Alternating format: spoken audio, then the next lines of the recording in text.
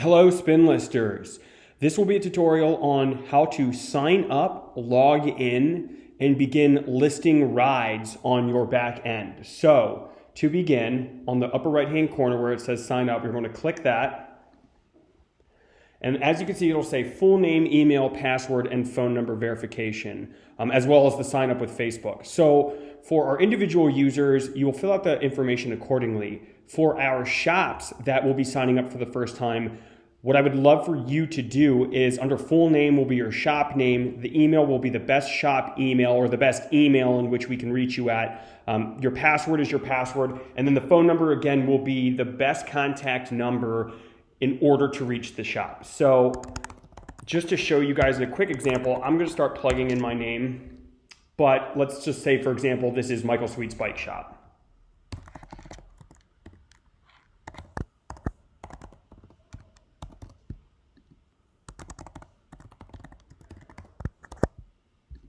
And then my phone number.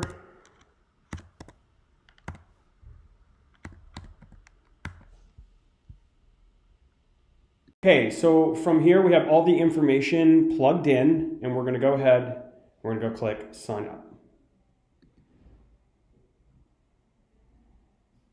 Okay, so now that I'm in, where it says verify your phone, this will be a different phone number, as this will be a different code, or it must be a cell phone number, as we need to be able to send a text message to you guys. So I'm going to go in.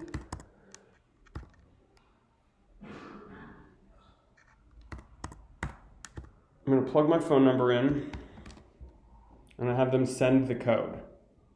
Verification code has been sent. It normally takes anywhere from 30 seconds to a minute, although it could be a little bit longer depending on service. So I have my number. I'm going to verify it. Phone successfully verified.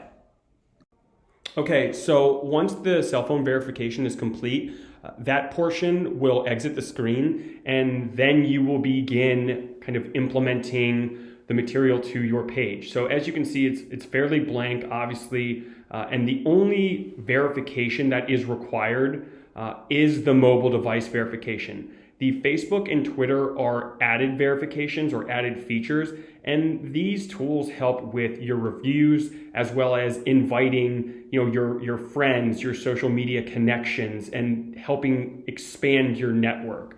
For individual users, we do require a photo of them. However, for the bike shops, a picture of your business will also work.